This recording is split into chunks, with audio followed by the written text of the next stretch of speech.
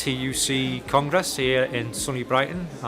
We're just speaking on our motions that we've put forward. We've got a couple there, and obviously supporting other ones that we like to look at. Just here, speaking to people, meeting and greeting, saying hello, trying to educate about what we do, what the union's trying to push for, etc. My name's Adam Clark. I am a branch official from HMP Nottingham, and it's my first time at the TUC. Well, we have been very successful getting our message out in the media, because we've even got the Prime Minister. Actually, the first thing he said was about our prisons being in crisis, and they didn't know how bad the crisis was until they got into office. I can assure them that they did know how bad the crisis was because of our briefings when they were in opposition. So I think that led to Sir Keir Starmer actually being confident that he'd been briefed properly by his team from the POA, that he was able to say how bad things were, not just in prisons, but across the whole criminal justice system. The first time as a delegate at the Congress, so I was really keen on seeing what the wider picture looked like. It's definitely been eye-opening at all the problems that other unions have, and how much we are in 2024, but we still have so much work to do around things that should definitely have been sorted by now. Yesterday we looked at violence in schools, so yeah, it's good to show that there's solidarity across the movement. I feel like at the minute the main issue we've got is with the overcrowding in the prisons and how it affects both us and probation. So I spoke to a few people from NAPO, the probation's union, and that's it's one thing that we can share and we can speak on together, and it's an issue that obviously we're both very passionate about, because with overcrowding you get more violence, you get more self-harm, and it affects staff.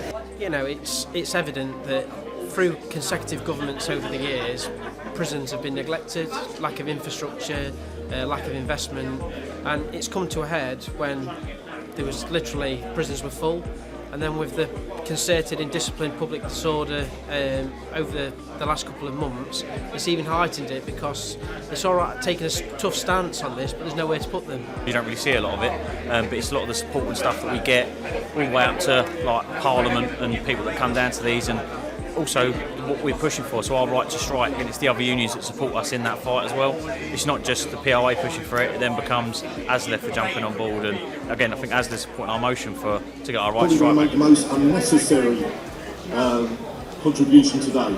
I don't believe there's one person in this room that doesn't believe that every worker should have the right to strike. Yeah, we're getting a lot of positive feedback. There's a lot of big unions who fully support us, which is good to say. It's always nice to have the comfort of a big union, you know, with a prominent General Secretary who's on your side, so we welcome that. It's a bit of a different experience, because I've been to the POA conference the last 2 years, and I think this is a lot more tame for one, but it's nice because it's you get to see how all the different unions, even though we're all here for different reasons, there's a lot that kind of unites us, and we've got a lot of the same issues, so it's nice everyone getting together and seeing how everything works. It's been really good actually. It's my first time, so it's been really eye-opening to see all the different movements and trades and what their passions are as well, because obviously as the prison service we've got our own set of what we need done and what we need to get achieved, and it just blows your mind for what other injustices are going on at the moment. It's a good networking opportunity, and obviously there's a lot of people that we deal with that are here, and it's good to put a face to a name. Very successful conference today, because we've got prisons in the news, and we've had a lot of buzz around our stand, and yeah, it's been really, really good. We've had a few young members as well, which I'm really, really pleased about, coming along and being interested in trade unionism, and especially with the POA. Angela plays her role in setting up the stall. I do all the passes for the delegates, the observers, the press passes, and yeah, we just collect all the stuff from Cronin and then come here and set it all up. So, got the stall behind us, you can see a lot of the mags and stuff. Did you get him a bucket hat? Yeah. Reversible. We've got a motion coming up about the right to strike and trying to get it back. 30 long years we have been subject to Section 127 of the Criminal Justice and Public Order Act of 1994. And the last Labour government in opposition assured us that if they got into power, they would repeal it. They failed us. And this government, we're in favour of it, in opposition. they agreed we should have our trade union rights back. So it's time for them to deliver. And they've said in the first 100 days of power, they will repeal anti-trade union legislation. But conveniently forgot about Section 127 of the 1994 Act. Well, their decision on this will tell us all we need to know about this Labour government, because they're either for the working class or they're against us. We need our trade union rights, our human rights, and our workplace rights restored. Well, you've seen our two motions that have gone forward. First one, motion 3, which has already been debated on, went through unanimously, supported the General Council on the right to strike for prison officer grades in England, Wales and Northern Ireland, because they've already got the right to strike in Scotland, where the Scottish Government repealed it. And then we've got a motion this afternoon, motion 46. Thank you very much, President. Congress. Steve Gillen, General Secretary, POA. I know it's getting late in the day and people are probably anxious to go, but this is an extremely important motion on this order paper, because I think the way we're treating our mentally ill prisoners in this country is an absolute disgrace. That's on mentally ill prisoners being sent to prison actually instead of being sent elsewhere for the treatment, which is a stain on British society, really, incarcerating people that are mentally ill. Which doesn't just affect prisoners, it affects our members as well. Lots more of our members coming down with PTSD and dealing with really traumatic incidents without adequate support in place. So we're keen to drive home that message as well. The mental health one I was more interested in, because mental health in our prisons is atrocious. So seeing Steve stand up there and talk about it from first-hand experience was brilliant. I'm a mental health advocate in my own establishment, but the right to strike, seeing Mark up there, his passion when he speaks is just, well, it's no one else to compare to, really. He's brilliant. So, all in all, I think our motions will be received. The first one was received very, very well. So now it's over to the British government in order to sit down with us so that we can thrash a deal out, as per what the ECHR have already directed, a period of friendly negotiation to see if we can reach agreement going forward. So I look forward to those discussions commencing. I've written to the Lord Chancellor and Secretary of State today, asking her for an urgent meeting at the Labour Party conference to see how and if they want to progress this issue. You've got to remind the public that nobody wants to be a prison officer these days because the retirement age is too high, 68, the wages are too low, and the environment is too violent. So the recruits that come into the job, they don't last longer than 2 years because there's safer employment out there, better pay, more relaxed working conditions. Why would you want to be a prison officer? That's the problem. That's why we need to make our prisons safe and invest in our prisons, and that's down to this government. They need to heavily invest and reform the entire criminal justice system. They've made commitments to get rid of anti-trade union legislation. Hopefully they live up to their commitment to the POA and give us our right to take industrial action, because obviously industrial action is the last resort. So it would just be nice to have that option available, because we don't have any mechanism to address our concerns. So hopefully with a Labour government we're a bit further forward than we was under a Conservative. It's good because it's important to get our message out there, and the plight of prison officers. So no, it is good to highlight who we are and what we do. We've got to say we've got quite a few fringe meetings lined up.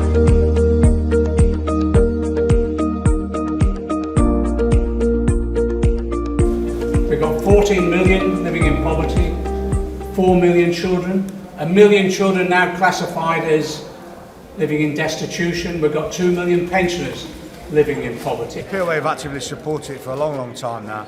And it's been something that's been done through the NEC. I mean, it's vital work because obviously, despite the language barrier, the Colombians have got the same sort of issues and struggles that we've got. They have got extreme amount of violence, and especially when you've got a government that doesn't want to talk with the trade unions, and that's why you've got the CUT, which is out there very much like the trade union here, what it does for us. The violence out there in Colombia, there was murders of prison officers outside of the workplace due to the fact that they'd been found that they were actual prison officers. I raised the issue because we have a passport, a carer's passport, which a lot of the unions hadn't heard about that, and they want to take on board. We've been here today doing a fringe on behalf of the TUC Women's Committee, and it was sponsored by the POA. Jackie's contribution was incredibly powerful. I think it brought nearly the entire room to tears.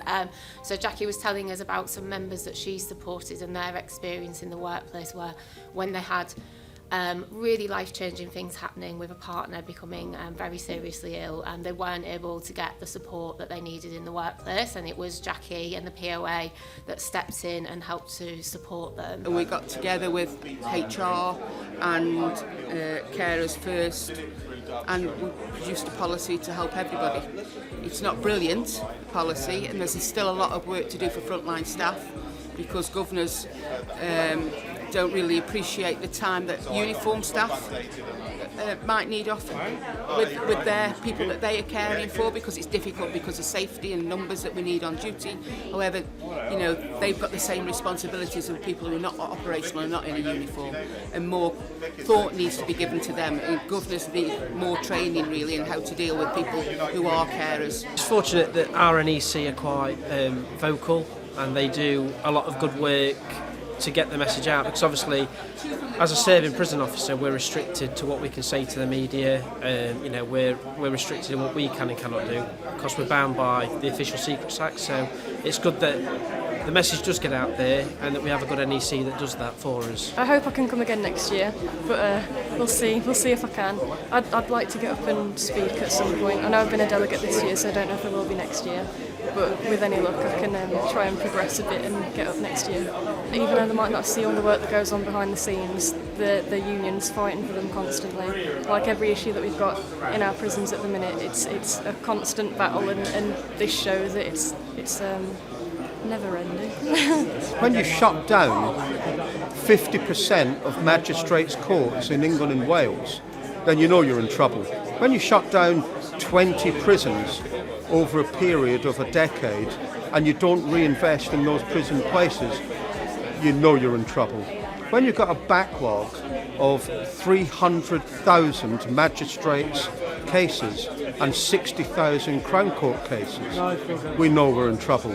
And it's prison officers that are picking up the pieces and doing a remarkable job actually in keeping the general public safe. But we can't go on like this forever. I think the general public are starting to understand it, and it's important that we continue to do the media and we continue to have a stand like this behind us articulating our arguments, because we're getting lots of visitors about the restoration of trade union rights, people that didn't know because they were too young to remember what happened 30 years ago of Conservative government taking them away and New Labour doing exactly the same and not putting them back in. So we're reinvigorating our campaign with a bit of energy. We'll be at the Labour Party conference as well with the stand, doing exactly the same arguments, and hopefully the new intake of Labour MPs will actually influence some of them. So it's important that we keep on top of this to identify those issues. But those aren't the only issues, because we've got a campaign about pension age, health and safety, assaults on our members, a whole variety of issues. So we will make sure that our voice is heard politically and in the public domain across the whole media. We're out there, we're getting out there, we're pushing the union, we're pushing the name. Let's tell people our story, let's tell people a little bit about what's going on, and let's try and drive positive change, because ultimately our employer's not going to do it, so we need to push them, don't we? Well, what I'm hoping for is positive feedback from the delegation, and we want to increase obviously the membership. This is part of that strategy, isn't it? Getting us on the map that we're part of the TUC. And obviously we want to encourage particularly more females and ethnic minorities to join their branch committees. You know, we are a diverse workforce, we want to be a diverse union, we want everyone to have a safe space and feel comfortable, and that's what the POA are all about. Unity is strength, and we support each other.